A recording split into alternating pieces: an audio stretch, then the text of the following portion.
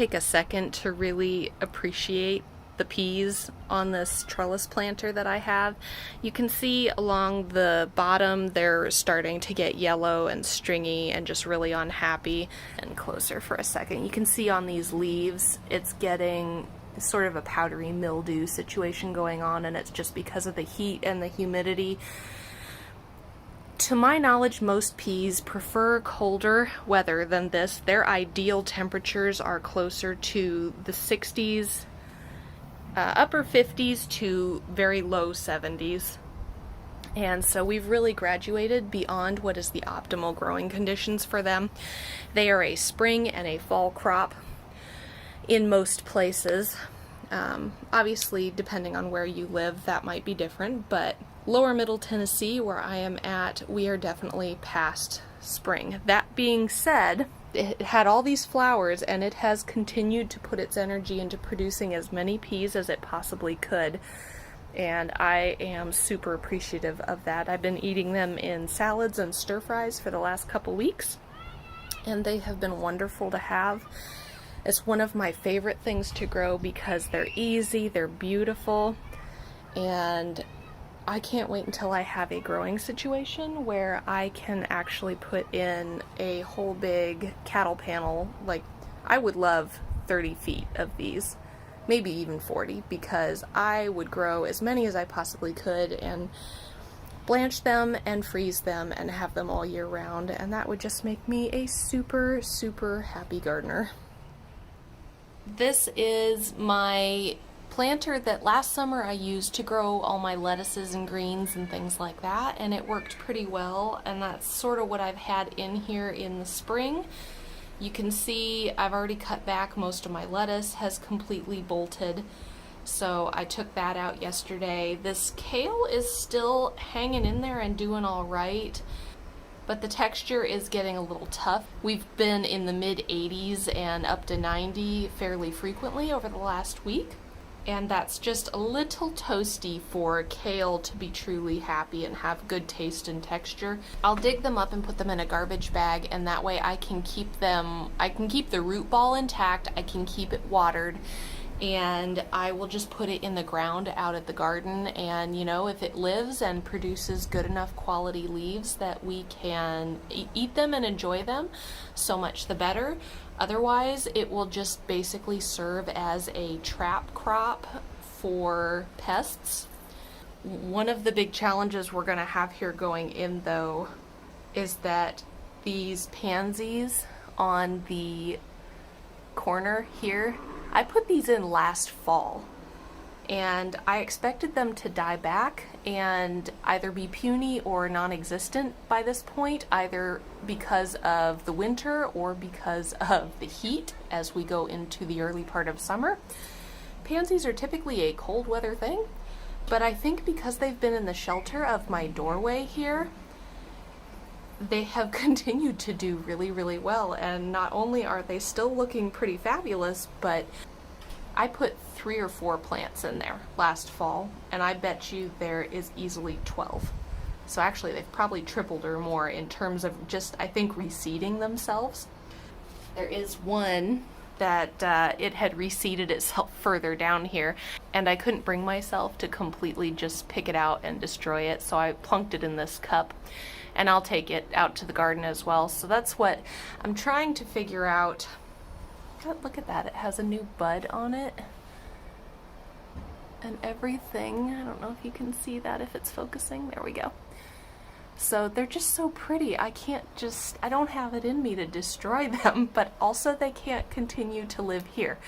So I may wind up doing the same thing with them that I do with the kale, and just putting them, root ball and all, in a garbage bag that sits in a cardboard box, and we'll take them out there and stick them in a corner somewhere, and they can, in the shade, and they can just continue to bring us joy throughout the summer, somewhere where we can afford the space. In a container garden like what I'm doing here at my townhome, that is your biggest that is your biggest challenge, is managing your space as effectively as possible. This planter is going to serve as the home for my peppers, and they are almost all sweet peppers. I am probably going to put one jalapeno in this bed and the rest will go out in the garden. I didn't wind up getting very many pepper plants, and that was a germination problem. Some of it was an experiment.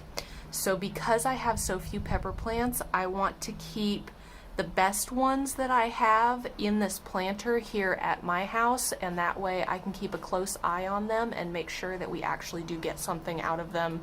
Not that the ones that I take out to the in-ground garden won't do well, I'm sure they will, but there are factors out there that because I am not present out there all the time, I can't control it as easily, and I can't see immediately if a problem happens. I might not be there until several days after, by which point it may be too late to save them.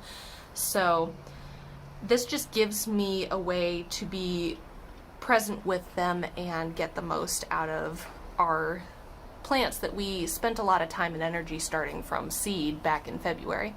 As far as peppers go, I have habanadas, shishitos, a few bell peppers, orange sun bell peppers, jalapenos, 4 varieties, that might be, oh, I've got lunchbox peppers too that they germinated really well. They were seeds that I saved from peppers that somebody gave me in the break room at work last year. So, let's get to it.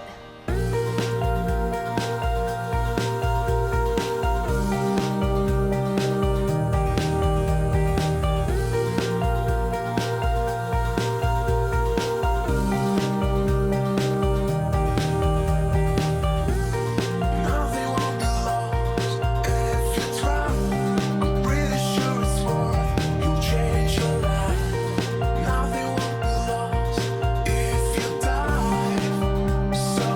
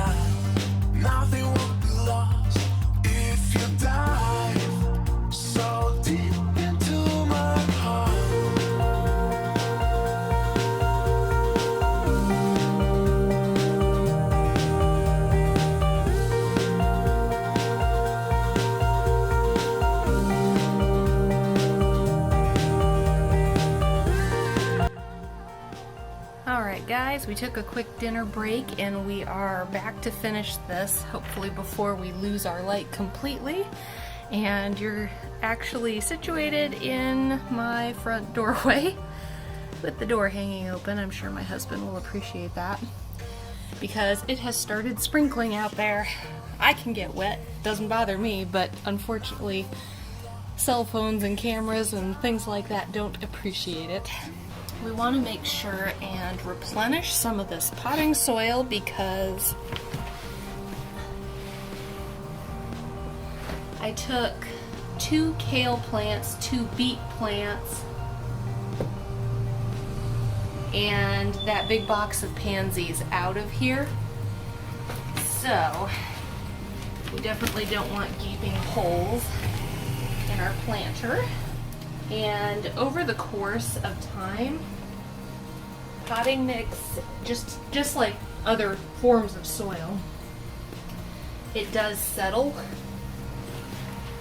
And so it's a good idea to replenish with a new layer every season when you reset a planter anyway, if you don't completely take it apart and put new soil or amended soil in it.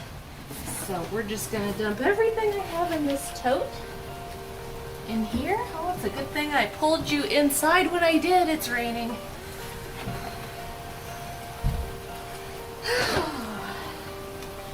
I guess that's a plus to having planters in a covered doorway like this.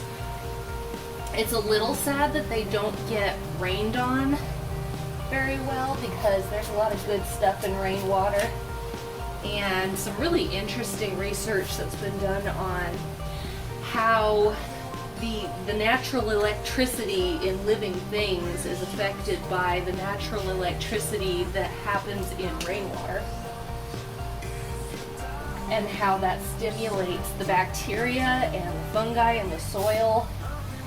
And there's some speculation that it's actually more that than the extra nitrogen that is in rainwater that causes the explosion in growth that we see after rainfall.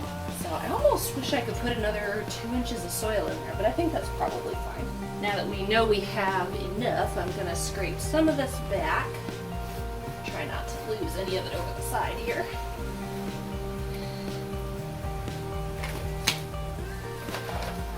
And I'm just gonna sprinkle in a little bit of plant food. You want to be careful not to over fertilize. It's really easy to do, and it takes a long time to come back from if it doesn't kill your plants entirely.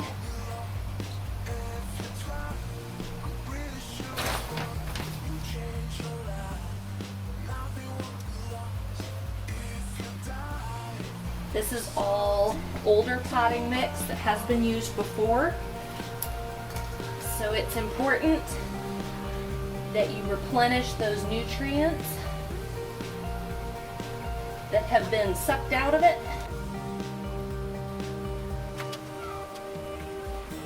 And you can just do that with fertilizer. Personally, I like to also keep a compost bucket. If you've watched some of my other videos, you've probably seen some stuff on that.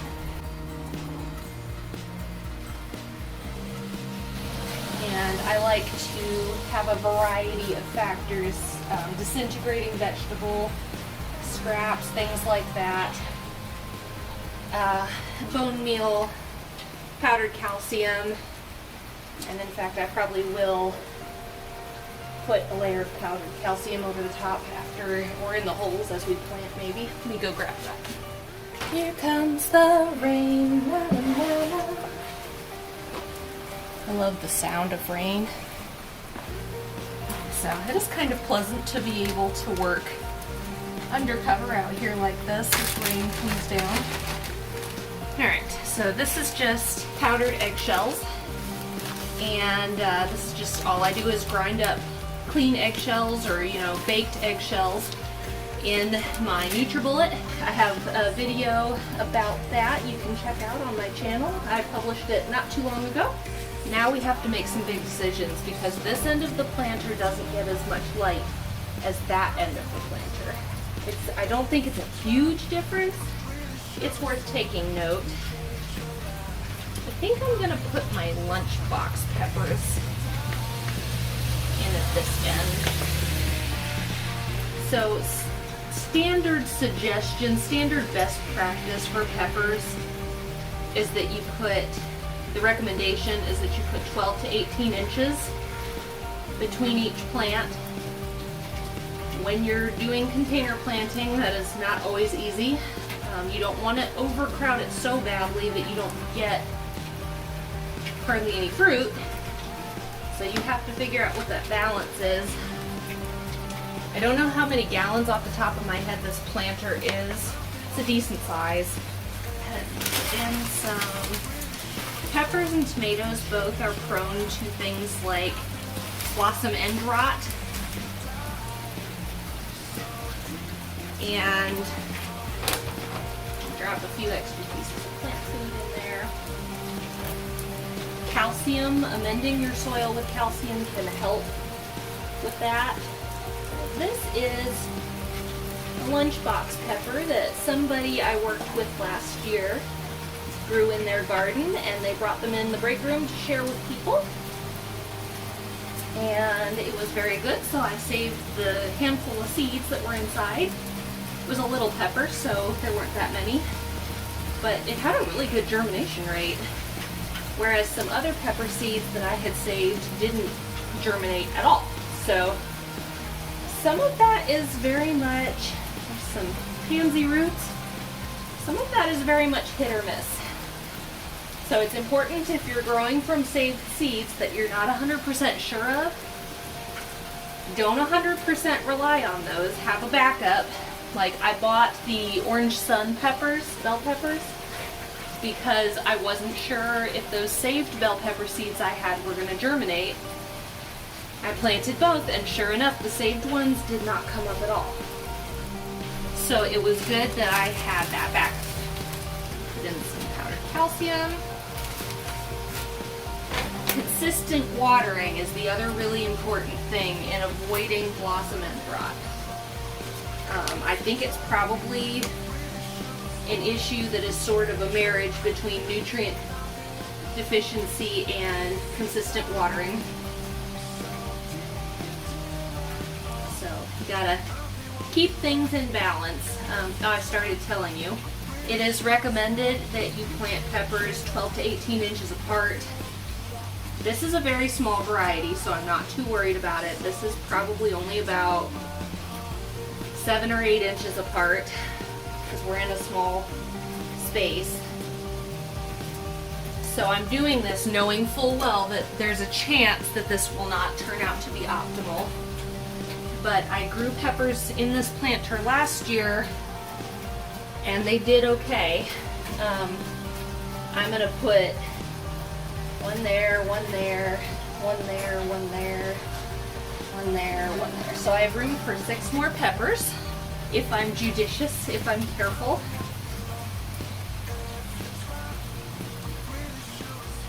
Peppers, you can get away with planting a little closer, I think, than optimal in a way that sometimes you can't with other things, because peppers like to hold hands. They don't mind being close, but they are still competing for resources in a container. I want to put my orange sun at the very end because I think they're the largest. I don't want to put them here because then they'll block the sun to these as they grow bigger. That is a shishito, so that might go there. Shishito.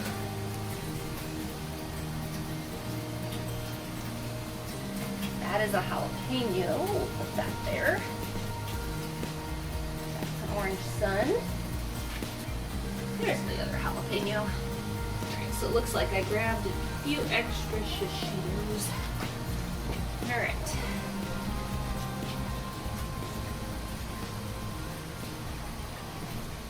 So we'll drop a little calcium.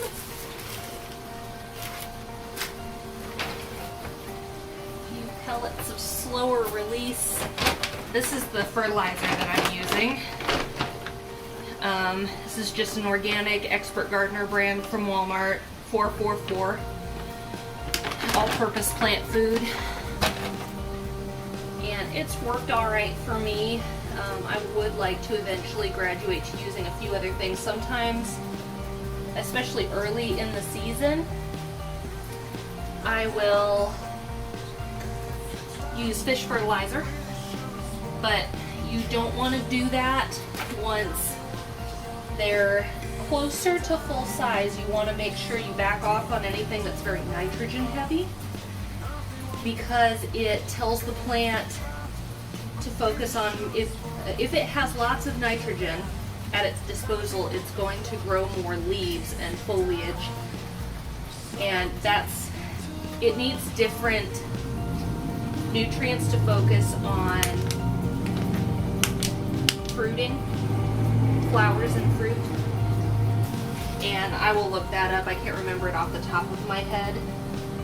I don't know why that information doesn't stick very well. I imagine it will eventually. But I'll put it on the screen which nutrients you need to switch to heavier applications of if you're doing extra fertilizing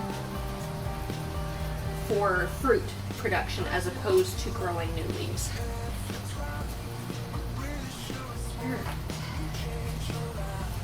So we've got 2 lunchbox peppers, 2 jalapenos. I'm gonna grab you guys actually and show you the clouds real quick. I know this is not what you're here for, but it's cool.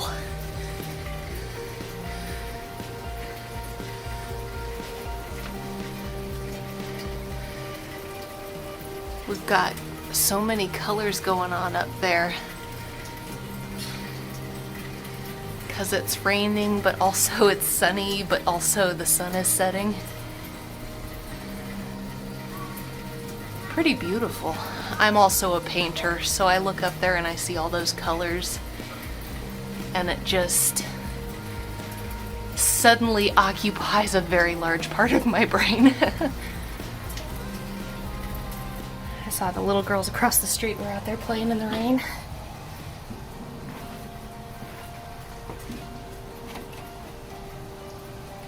Alright, so this is our largest jalapenos, or not jalapeno, I'm sorry.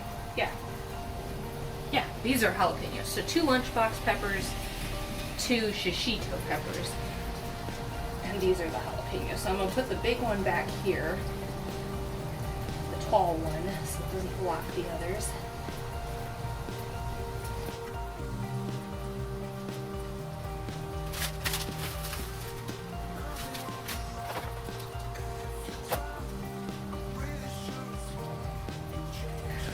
Look at those roots.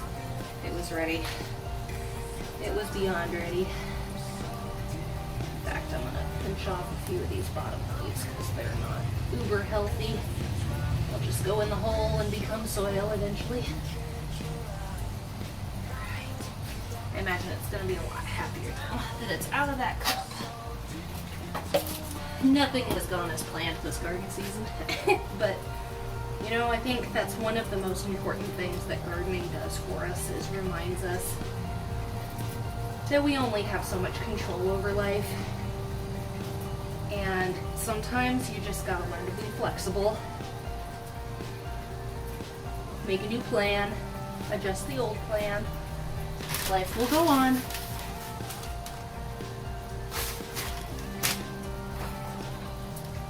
I think that's hard for all of us sometimes. Good to lay out your plants like this, because especially if you are listening to something or talking to somebody like I'm talking to you, it's easy to get distracted and not actually get things planted where you wanted them to be planted. So it's good to prep your space and then come back through and lay things out where you're going to put it in. Okay, 2 more. Our orange sun bell peppers. I absolutely would not attempt to put more in this planter than this. This is pushing it, I think. And I will take note over the course of the season if these really struggled. I'll probably give them some extra fertilizer because they're competing for resources in this little space. But if they don't do super well, I might cut it.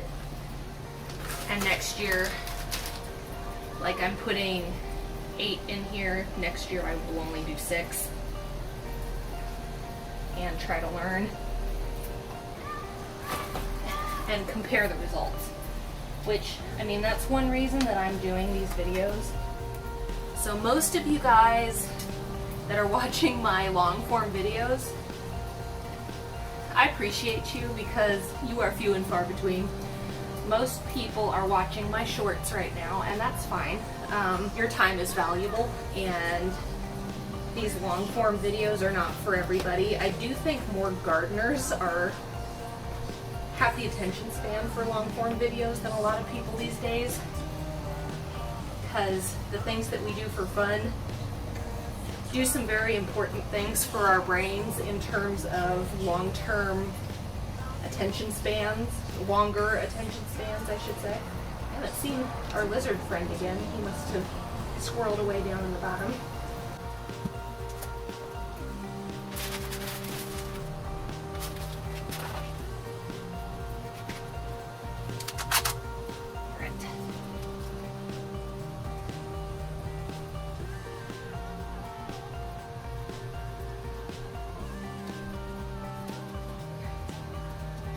There is a few more things I'm going to put in here that are just flowers that I don't really deal with a lot of in the way of pest problems out here on my doorstep.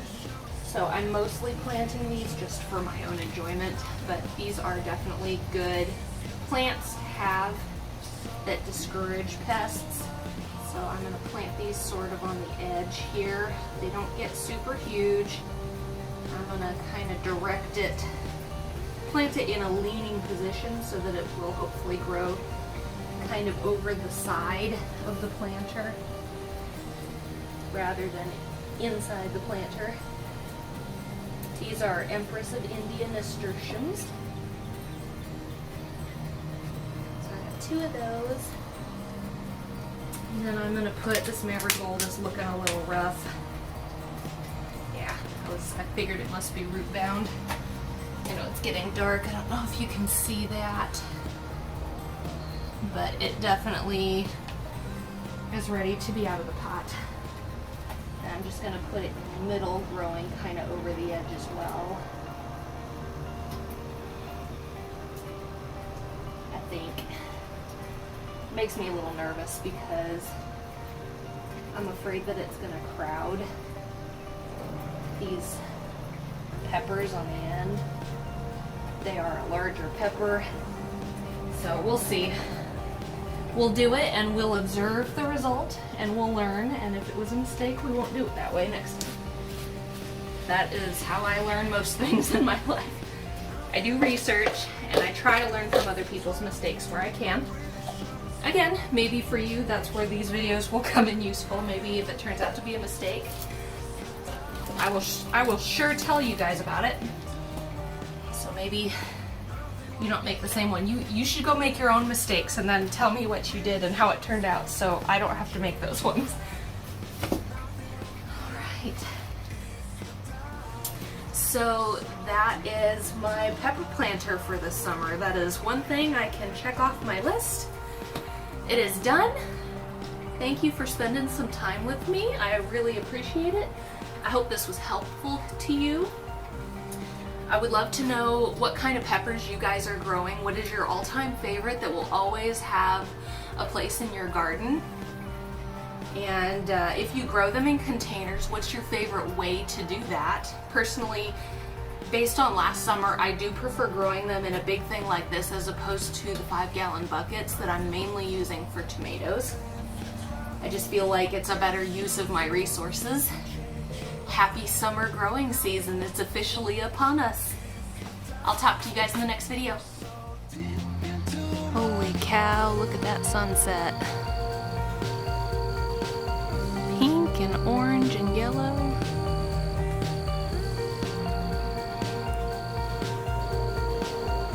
We are definitely in the smallest size of townhome in this neighborhood, but being in this spot on the back corner almost makes it completely worth not having the extra storage space in the bigger units, because we get this awesome back patio space that doesn't just look onto the back of somebody else's house. That's a soccer field down there. And on the other side of those trees, down in those trees, is the Duck River. It was really smart of them to build it this way, because that down the hill, having that soccer field there, acts as a floodplain. So when we get buckets of rain for days and days and days, and the river jumps its banks, it can flood all down through there, and it doesn't do any property damage.